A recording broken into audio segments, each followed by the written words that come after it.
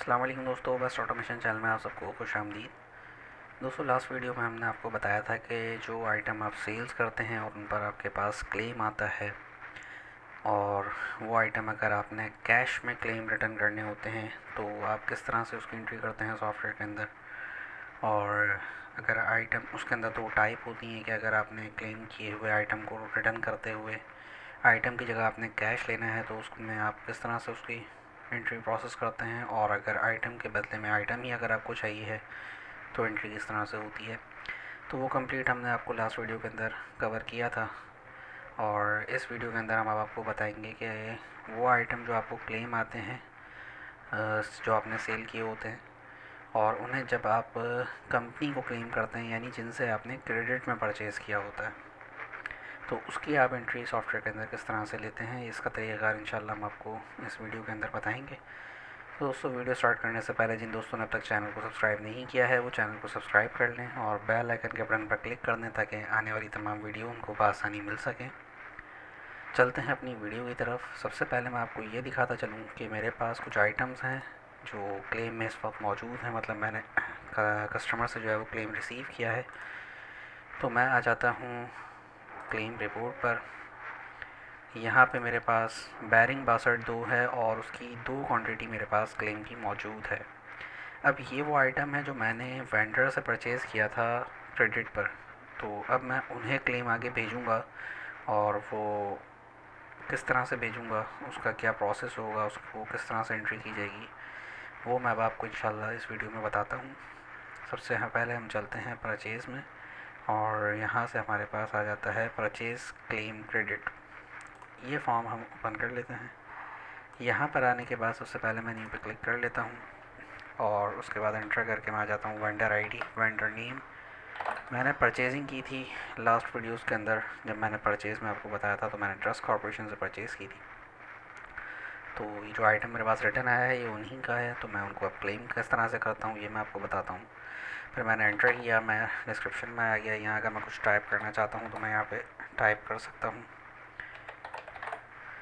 Something, जो भी आपने यहाँ पे डिस्क्रिप्शन में देना होता है रिमार्क्स, वो आप यहाँ दे सकते हैं। देन आप एंटर करके कोड पे आ जाते हैं और एंटर करके आइटम का पैनल ओपन कर लेते हैं। यहाँ पे आपके पास आपने टाइप कर लिया बैरिंग 62, यहाँ से आपने सेलेक्ट कर लिया। एंटर करके आपने कहा कि इसकी ये क्वांटिटी मैं इन्हें रिटर्न कर रहा हूँ, और एंटर करके आपने उसको नीचे लिस्ट में ऐड कर लिया। आपके पास एक से ज़्यादा आइटम होंगे तो आप इसी तरीके से उसको लिस्ट के अंदर ऐड कर सकते हैं। देन आपने यहाँ पे डिस्काउंट परसेंटेज पर चेक लगा के, हमने जब इनसे परचेज़ किया था बैरिंग 62 तो हमें 14% डिस्काउंट मिला था, तो हम यहाँ पर 14% ही डाल देते हैं। फिर उसके बाद हम इसको सेव कर देते हैं। सेव होने के बाद ये आपके पास क्लेम सेव हो चुका है, और इसको मैं दोबारा से अपने पास ओपन कर लेता हूँ। अब ये इसका वाउचर नंबर जनरेट हो चुका है, और इसको मैं देख लेता हूँ कि इसकी जो एंट्री बैकएंड पर पोस्ट हुई है वो क्या हुई है। ये आपके सामने एंट्री आ चुकी है, ये आप नीचे देख सकते हैं कि एंट्री बैलेंस है मेरी। और ये बेसिकली हुआ क्या है कि जो मैंने वेंडर से परचेजिंग की थी तो वो 100 क्रेडिट हुआ था। अब मैं उससे जब उन्हें रिटर्न करता हूँ तो फिर ये उनको दोबारा से डेबिट कर देता है, यानी कि वेंडर का जो लेजर है उसके अंदर उसकी कमी आ हो जाती है।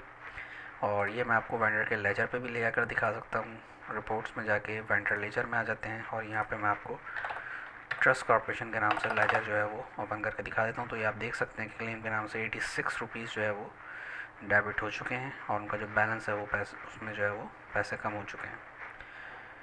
इसको मैं यहाँ से एग्ज़िट कर लेता हूँ। फिर मैं जाता हूँ इन्फॉर्मेशन में, इन्वेंट्री आइटम में, और यहाँ जाके मैं क्लेम पे क्लिक करता हूँ।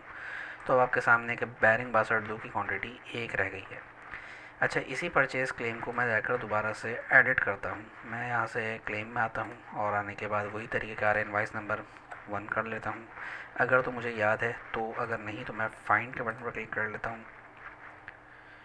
और फाइंड करने के बाद जैसे ही मैं इसको क्लिक करता हूँ, देखिए यहाँ पर एंट्री मेरे पास खुल चुकी है।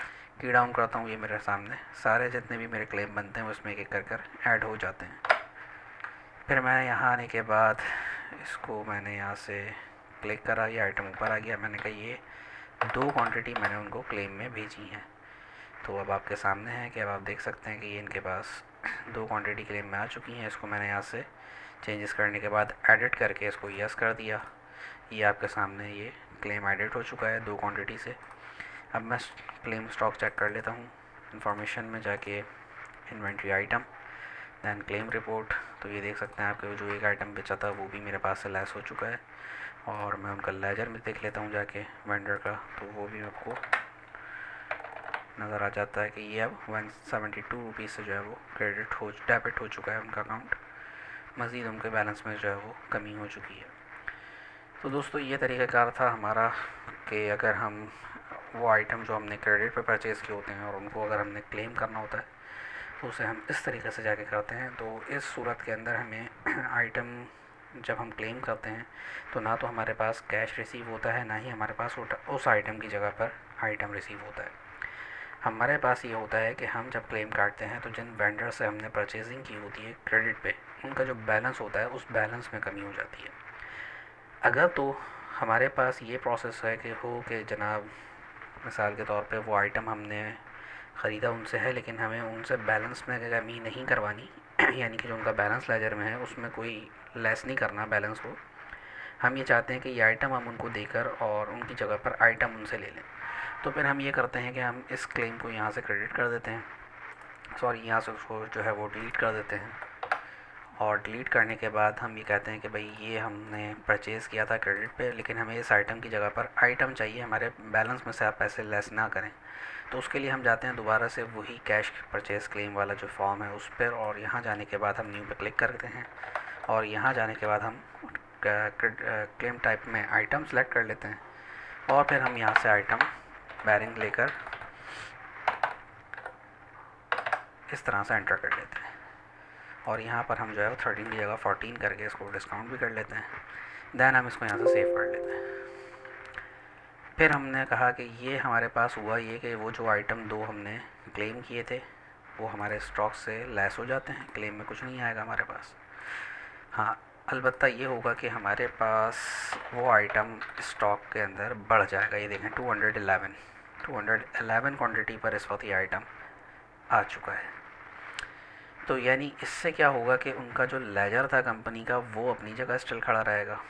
हम जब वेंडर लेजर पे आते हैं और यहाँ के वो वेंडर हम सेलेक्ट कर लेते हैं तो देखें वो क्लेम एंट्री यहाँ से हट चुकी है, उनका बैलेंस वहीं स्टिल 72,000 पर खड़ा है। और हमारे पास ये हुआ है कि उस क्लेम को काटने से हमारे पास स्टॉक में इम्पैक्ट आ गया है और स्टॉक हमारा प्लस हो गया है। तो दोस्तों ये तरीक़ाकार होता है हमारा, अगर तो हम जो है वो आइटम जो है उसके बदले में आइटम लेना चाहते हैं तो, और अगर हमने आइटम देकर और लेजर में पैसे कम करवाने होते हैं तो फिर हम परचेज़ में जाके परचेज़ क्लेम क्रेडिट जो है इस पे जाके एंट्री सेव करते हैं। दोस्तों वीडियो को लाइक कर दिएगा, इंशाल्लाह मिलते हैं नेक्स्ट वीडियो के अंदर।